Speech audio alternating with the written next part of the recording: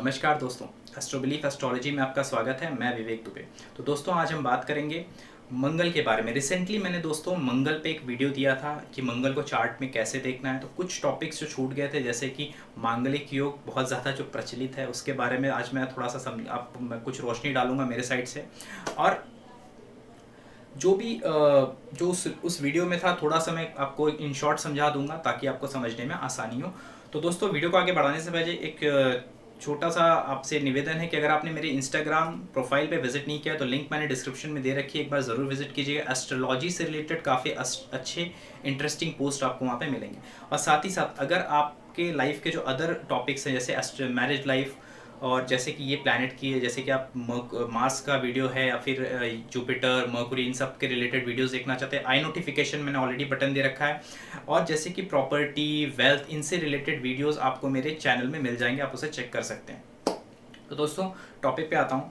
तो दोस्तों जैसे कि मैंने पिछले वीडियो में बताया था, काफ़ी कोशिश की थी जितना मुझसे हो सकता था, मैंने एनालाइज करके आपको एक डीप लेवल पे लेके जाके समझाया था कि मंगल है क्या। तो दोस्तों जैसे कि आपको बता दूं, मंगल एक हमें एस्ट्रोलॉजी में जो कि एग्रेशन कॉन्फिडेंस इन सारी चीज़ों के मालिक हैं, जो मूलतः अगर देखा जाए तो वो एक सोल्जर हैं, एक सोल्जर की भूमिका निभाते हैं हमारे एस्ट्रोलॉजी में, और उन्हें सेनापति भी कहा जाता है जैसे कि। तो अब आपको ये समझना है कि मंगल अगर आपके चार्ट में अच्छे होते हैं, स्ट्रांग होते हैं दोस्तों, तो देखिए मंगल क्या करते हैं। मंगल एक जैसे सैनिक होता है। सैनिक क्या करता है, उसको एक जैसे ऑर्डर मिलता है गो एंड गेट इट, तो उसको वो पालन करता है। फिर चाहे कुछ भी ऑब्स्टेकल्स आ जाए उसे क्लियर आउट करके वो अपने अचीवमेंट को वो तब तक नहीं रुकता जब तक उसके प्राण पे बन नहीं आती है, उसके प्राण नहीं चले जाते। ये होता है मंगल। यानी कि मंगल मजबूत है तो आपके अंदर भय कम होगा, कॉन्फिडेंस कम होगा, और आप अपनी शर्तों पे जीवन को जीने की ताकत रखोगे। और साथ ही साथ आप जो काम करोगे उसमें आपके परफेक्शनिस्ट होगे, आप उस चीज़ में बहुत अच्छे होगे, बहुत माहिर होगे। तो बहुत सारे इंजीनियरिंग फील्ड हैं, जैसे मैंने उसमें बताया आपको, सर्जन की फील्ड है या फिर कोई भी लैंड से रिलेटेड फील्ड है, इन सब चीज़ों में मंगल को देखा जाता है। सोल्जर्स, जो भी डिफेंस के जितने भी डिपार्टमेंट हैं, मिनिस्ट्री डिपार्टमेंट, ऑलमोस्ट सब ये मंगल के अंडर आते हैं, जहाँ पे आप एक कोई रिस्क लेते हो। साथ ही साथ जैसे मैंने बताया था उसमें कि आपके शरीर की जो रक्त है, यानी कि जो हेमोग्लोबिन है, WBC RBC, जो आपके बॉडी को हमेशा एक बल दे के रखती है और रोग से बचाती है। कोई भी अगर वायरस घुसता है तो उसके खिलाफ एंटीबॉडीज बनाती है, आपको स्वस्थ करने का भी काम करती है। तो ये मंगल का एक बहुत बड़ा स्वरूप है। हालांकि ब्लड के मालिक जो होते हैं उसके कारक मंगल होते हैं, पर उस पे जो आधिपत्य होता है वो चंद्रमा का भी होता है, because this is a fluid के ऊपर चंद्रमा का अधिकार है। तो दोस्तों ये एक शॉर्ट मैंने आपको समझा दिया। अब बात करते हैं दोस्तों आज हम मांगलिक के बारे में। दोस्तों ये तो शायद से काफ़ी कॉमनली नोन होगा कि मांगलिक कब समझा जाता है, कब नहीं समझा जाता। बेसिकली आपको समझा दूं, मंगल जब पहले भाव में हो, मंगल जब चौथे भाव में हो, मंगल जब सातवें भाव में हो, मंगल जब आठवें भाव में हो, और मंगल जब 12वें भाव में हो, तो यहाँ पे मांगलिक कहलाता है इंसान की। उसे मांगलिक याद रखें, इसे लग्न कुंडली में देखें। बहुत लोग इसे चंद्र कुंडली से भी देखते हैं, तो ऐसा नहीं होता है। अगर आप ऐसे देखोगे तो एक जैसे कि मैंने बताया 1 2 3 4 5 भाव में अगर मंगल बैठ रहे हैं, यहाँ पे मांगलिक योग बन रहा है। अगर आप इसे चंद्र कुंडली से भी देखने लगोगे तो और 5 भाव चले जाएंगे, यानी कि 10 भाव के टोटल, यानी कि इन शॉर्ट पूरी दुनिया की 80% आबादी मांगलिक हो जाएगी। ऐसे नहीं, इसे लग्न से देखिए, आपके असेंडेंट से देखिए सिर्फ, और कहीं से मत देखिएगा मांगलिक। और मांगलिक है क्या? मांगलिक दोस्तों शास्त्रों में ये जैसे मैंने आपको थोड़ी देर पहले बताया, मंगल जो है ब्लड के कारक हैं, उनका रक्त से बहुत गहरा संबंध है। तो ऐसा कहा जाता था कि जिनका मंगल स्ट्रांग होता है उनकी एनर्जी लेवल बहुत हाई होती है, चाहे वो फिजिकल सेंस में हो चाहे वो उनके मेंटल सेंस में। आप देखो वो काफ़ी एक्टिव एनर्जेटिक इंसान होते हैं। और ऐसे में जो पर्सन जो मांगलिक नहीं होता है वो उस इंसान के साथ कोप अप नहीं कर पाए, यानी कि एक बोलते ना कंपैटिबिलिटी इशू हो जाएगा। यानी कि एक बहुत बहुत ज़्यादा गर्म है और एक बहुत ज़्यादा एनर्जी लेस है, और उनके बीच में जो एक बोलते ना, चाहे वो शारीरिक संबंध के तौर पे हो या फिर मानसिक संबंध के तौर पे, एक अच्छा मैच नहीं बन पाएगा। इसके लिए मांगलिक को पहला ये मेन रीज़न था मांगलिक को अवॉइड करने का। ऐसा नहीं कि मर जाएगा पति या मर जाएगी पत्नी, या देखिए आपको बता दूं, मांगलिक नहीं, इवन सेवन्थ हाउस का लॉर्ड बहुत एफ्लिक्टेड है या सेवन्थ हाउस में कोई बहुत बड़ा दोष है, तो भी इंसान के तो भी ऐसा इंसिडेंट हो सकता है उस इंसान। उसके लिए मंगल का दोष देना ही ज़रूरी नहीं है, राहु भी ये कर सकता है, शनि भी ये कर सकता है, even son can do this.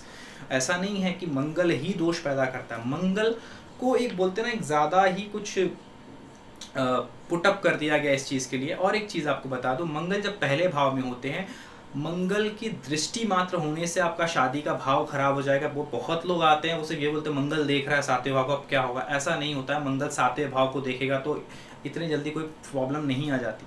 अगर किसी पॉजिटिव प्लैनेट ने देख लिया है सेवन्थ हाउस के तरफ तो कोई दिक्कत नहीं आएगी। अगर चंद्र समझ लिया आपका सातवें भाव में है, मंगल की दृष्टि है, बहुत अच्छा योग बन गया है, चंद्र मंगल योग बन गया आपके चार्ट में। इन शॉर्ट ऐसे लोग जिनका मंगल पहले में, मैं चौथे में नहीं कहूँगा, चौथे का मंगल उतना बेनिफिट नहीं दे पाता है, लेकिन पहले का ऑलमोस्ट फर्स्ट हाउस का आप बोलो या फिर 10th हाउस का बोलो, 7th हाउस का बोलो, ये मंगल काफ़ी इंसान को एनर्जीदायक होता है। अगर आप साउथ इंडिया में जाओगे तो वो लोग मंगल को दूसरे भाव में भी मांगलिक मानते हैं। अगर मंगल दूसरे भाव में बैठा है तो भी मांगलिक माना जाता है। कारण ये बताया जाता है क्योंकि सप्तम भाव से दूसरा भाव जो होता है वो अष्टम भाव मतलब 8वां होता है। इस वजह से मंगल दूसरे भाव में जब बैठता है तो जो पार्टनर होता है उसका इल हेल्थ होती है, यानी कि उसकी तबीयत थोड़ी खराब हो सकती है, उसकी तबीयत खराब रह सकती है जीवन काल में। तो इसलिए ये मांगलिक कहा जाता है। और बहुत बार ऐसा देखा भी जाता है कि जब भी मंगल दूसरे घर में होता है तो शादीशुदा जीवन में थोड़ी तकलीफें, कुछ न कुछ अनसेटिस्फैक्शन ज़रूर होता है इंसान के। तो हमेशा मांगलिक को आपको इस तरह से नहीं देखना है। जब मंगल जहाँ मान लीजिए आपके सप्तम भाव में भी बैठा है, सबसे बड़ा जैसे कि सप्तम और अष्टम में बैठा होता है मंगल, तो बहुत ज़्यादा इसे कहा जाता है। सप्तम में मंगल बैठा है और उस जिसमें मंगल बैठा है और मंगल की अपनी साइन है तो कोई खास तकलीफ नहीं है, इधर आपको बता दूँ। दूसरी चीज़, मंगल अगर दूसरे किसी के साइन में बैठा है, फ्रेंडली साइन है, जैसे कि जुपिटर की साइन है, सन की साइन है 7th हाउस में, तो उनकी राशि में बैठा हुआ तो भी कोई खास तकलीफ नहीं है वहाँ पे। मंगल अगर दुश्मन की राशि में बैठा है तो भी कोई खास तकलीफ नहीं है। तकलीफ तब है कि जब वो जिसके साइन में बैठा है, जिसकी राशि में मंगल बैठा है 7वें भाव में, उसका स्वामी अगर 8वें, 6वें या 12वें चला जाता है तो थोड़ी दिक्कत हो सकती है। और ये कोई भी प्लैनेट कर सकता है। मान लीजिए सूर्य ही बैठा है और 7th लॉर्ड जो है वो 6वें, 8वें, 12वें चला गया तो भी ये सिचुएशन आ सकती है जो मैरिड लाइफ को तकलीफ दे सकता है। कोई भी क्रूअल प्लैनेट दे सकता है ये। तो सिर्फ मंगल की वजह से होता है ऐसा कोई उसमें कुछ मैं कहूँगा ऐसा कोई भी प्रॉब्लम सिर्फ मंगल की वजह से नहीं। मंगल जब 8वें में होता है तो देखिए इंसान को मैं कहूँगा कि उसके जीवन में कोई ना कोई सर्जरी, कोई ना कोई प्रॉब्लम ऐसी ज़रूर आती है। इसलिए मंगल 8वें भाव का नहीं अच्छा होता। बिकॉज मंगल जहाँ पे भी बैठता है कहीं ना कहीं वहाँ पे आपको चोट देने की कोशिश करता है। अष्टम भाव अचानक हुई दुर्घटनाओं का होता है, तो वहाँ पे मंगल एक तो तेज़ प्लैनेट है, यानी कि एक तो वैसे ही वो एक्टिव प्लैनेट है और ऐसा भाव उसको मिल जाए जहाँ पे वो कुछ भी अचानक कर सकता है।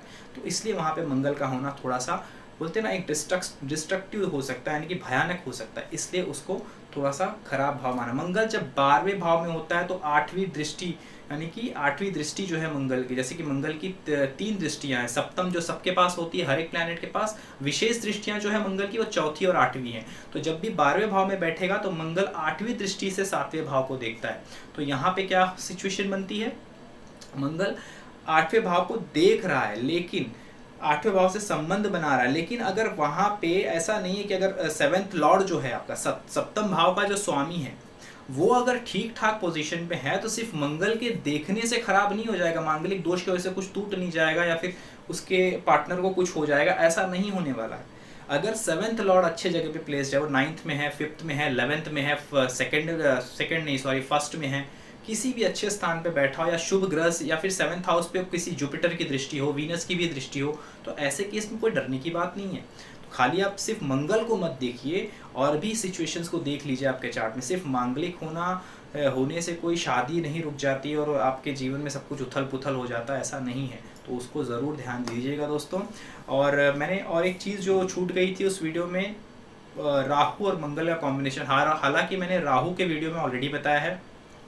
जैसे दोस्तों मंगल जो है वो आपकी शक्ति है, बल है, आपका कॉन्फिडेंस है, आपकी कर्म निष्ठा है एक तरह से, और बर्निंग डिज़ायर भी जो है आपके अंदर वो मंगल है। मंगल जब बैठ जाता है राहु के साथ, तो राहु उसकी पावर को गलत तरीके से, राहु क्या है दोस्तों, छल है, यानी कि वो मंगल का गलत इस्तेमाल करता है, यानी कि गलत इंसानों से मिला देना, जो कि आपके शक्ति का, आपके कॉन्फिडेंस का गलत यूज़ करे।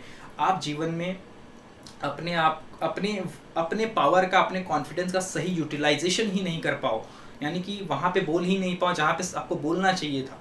तो ऐसी चीज़ें आपके जीवन में देता है। और साथ ही साथ यानी कि ऐसा इंसान अपने अंदर बहुत गुस्सा भरते रहता है सालों तक, और अचानक से फूट पड़ता है कभी किसी दिन, तो ये उसके अंदर एक गलत क्वालिटी होती है, जिसके वजह से काफ़ी रिलेशंस उसके जीवन में ख़राब होते हैं। तो ये कुछ चीज़ें हैं जिसका उन्हें ध्यान देना चाहिए यहाँ पे। और ओवरऑल चीज़ें दोस्तों मैंने बताया है, और इसके रिलेटेड और भी जो मेरे अभी जो वीडियोस आएंगे केतु के ऊपर, मैं ऑलरेडी अभी वीडियो करूँगा, उससे आप ज़रूर देखिएगा। तो दोस्तों अभी के लिए इतना ही। वीडियो को लाइक कीजिएगा और चैनल को सब्सक्राइब कीजिएगा। Thank you so much.